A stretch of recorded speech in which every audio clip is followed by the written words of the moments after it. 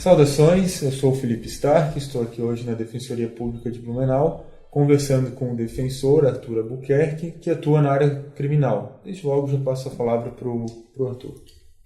Saudações, eu atuo há 4 anos como defensor público aqui na comarca de Blumenau. E sempre tenho uma gratidão falar um pouco sobre o trabalho da Defensoria Pública. Então, já começando aqui a principal pergunta, o que é a Defensoria Pública e para que ela serve? A Defensoria Pública, ela tem a função de prestar uma assistência jurídica integral e gratuita àquela pessoa que não pode pagar um advogado. A nossa Constituição, ela prevê no artigo 5º, inciso 74, que o Estado prestará assistência jurídica integral e gratuita aos que comprovarem suficiência de recursos. E, portanto, esse é o papel da Defensoria. Ela vai, então, prestar a defesa processual, por exemplo, para aquela pessoa que não tem condições de pagar um advogado, por exemplo. Exato. A Defensoria Pública em Santa Catarina, foi a última defensoria criada e foi criada em 2012 por determinação do Supremo Tribunal Federal, porque tinha alguns estados que ainda não tinham criado a defensoria. E quem pode utilizar a Defensoria Pública? Quem é a pessoa que pode procurar os serviços que são prestados? Em regra, é aquela pessoa cuja renda familiar não ultrapasse 3 salários mínimos. Contudo, não é um critério absoluto. A gente pode flexibilizar esse valor dependendo do caso concreto. Se a pessoa despende algum valor com aluguel, com medicamentos, tem algum idoso na família, aí pode passar um pouco. É tudo avaliado no caso concreto. E há algum custo para essa pessoa que utiliza a Defensoria Pública? Se conseguir passar pelos critérios, não há nenhum custo. O serviço é gratuito. E que documentação que alguém que vem aqui à Defensoria Pública vai ter que trazer para ser atendido? Em regra, os comprovantes de residência, declaração de imposto de renda, carteira de trabalho e também, a depender da demanda que essa pessoa traz à Defensoria Pública, e os documentos podem variar um pouco, se for matéria de família, infância, criminal. Alguns documentos a gente pode exigir, mas em regra pode extrato bancário da conta da pessoa nos últimos 3 meses, para avaliar a questão se ela é uma pessoa hipossuficiente. Para demonstrar a renda, realmente que a pessoa precisa da Defensoria.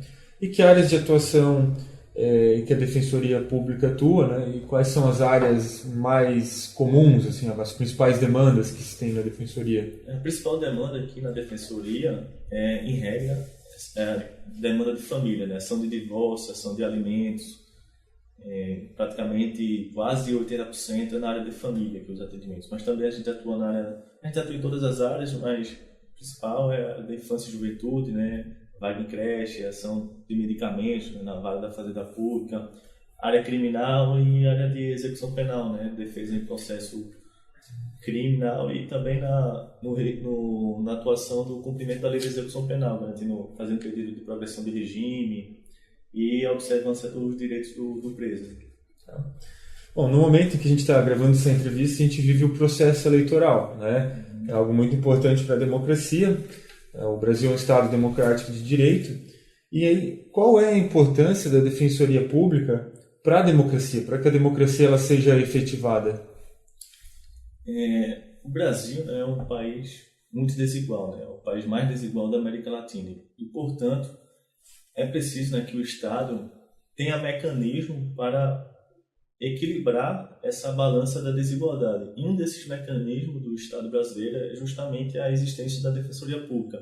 Não é porque a pessoa não tem condições financeiras de pagar um advogado que ela não vai ter acesso à justiça. Portanto, a Defensoria Pública está para garantir os direitos dela, o direito à saúde, o direito à educação, o direito à defesa judicial.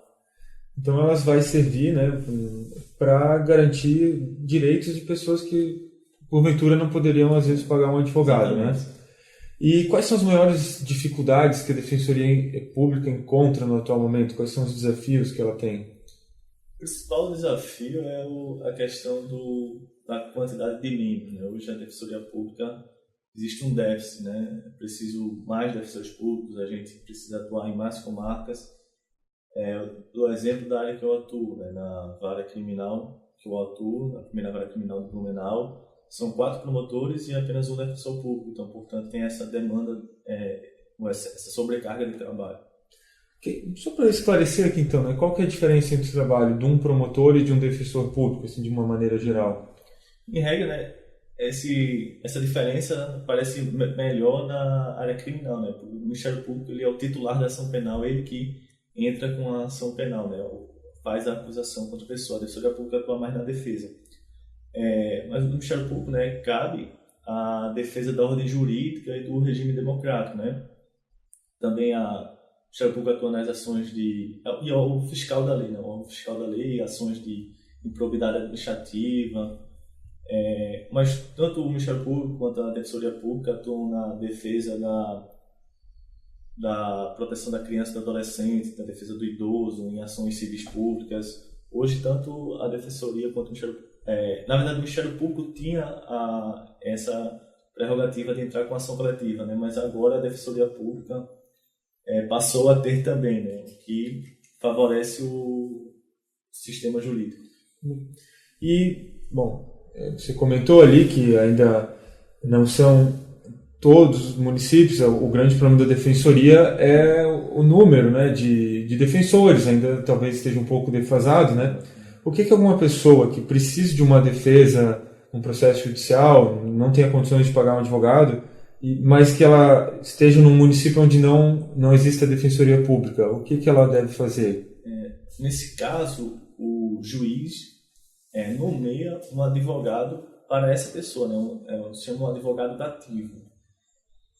E os honorários desse advogado, quem vai pagar é o Estado, né? O juiz ele arbitra os honorários e o advogado passa a ter um título executivo e entra com ação de execução desse título contra o Estado a fim de receber os valores pelo serviço prestado. Então, existe essa solução, quando não há uma defensoria, a possibilidade do advogado dativo indicado pelo juiz e o próprio Estado vai pagar esse advogado. E o que é preciso para ser um defensor público? Como se alguém quiser seguir essa carreira, o que ela tem que fazer? O defensor público ele precisa ser bacharel em Direito, né, formado em Direito, e ter 3 anos de atividade jurídica. E prestar um concurso público. Um concurso público, tal qual o Ministério Público, a magistratura, exige 4 fases, né? Primeira fase objetiva, segunda fase objetiva, terceira fase oral e quarta fase a fase de títulos. Aí, sendo aprovado no concurso público, se torna um defensor público, é isso. Tá. E mais alguma informação que você gostaria de acrescentar? Informações sobre a Defensoria Pública? Eu diria que a vantagem da Defensoria Pública que é uma defesa institucionalizada para uma classe específica de pessoas. E isso é uma grande vantagem. A Defensoria Pública é elogiada até na Europa, né? O Ferraioli fala que é um modelo de civilidade para o mundo, porque é uma experiência que deu certo na América Latina e que poderia ter na Europa, né? A Defensoria, eu dou um exemplo, ela não se restringe apenas ao processo judicial, né? Ela tem a função de promoção de direitos e o defensor público vai até a comunidade, eu já visitei órgãos no Centro Pop, um órgão que presta assistência, ajuda ao morador de rua. Visitei no Serene, que é uma instituição que cuida do dependente químico. Ontem eu estava no encontro do CEMUDES para falar sobre a prevenção de abuso infantil, a violência sexual, né? Portanto, tem esse papel da Defensoria Pública. Eu cito um caso em que eu fiz uma audiência de custódia, né, aquele preso que deve ser trazido ao juiz no prazo de 24 horas, e foi concedida a liberdade provisória dele, em razão de ser primário, sido um delito de baixo potencial ofensivo, e ele era morador de rua. E como eu tinha visitado o Centro Pop, eu consegui entrar em contato com um rapaz que trabalha lá, ele está precisando de um abrigo, morar, e mandei uma mensagem. Eu falei para ele, espera no fone que daqui a pouco vai passar um rapaz para te pegar. E conseguiu falar com ele e levou ele para o abrigo. Então, portanto, essa é uma vantagem que é bom para o assistido, para a população. Então vai além da mera da simples judicial, atuação judicial. Bem, Arthur, te agradeço muito pela entrevista. Muito obrigado, eu que agradeço a participação e a oportunidade de falar da Defensoria Pública. Tá bom, isso aí. Até mais, obrigado, tchau.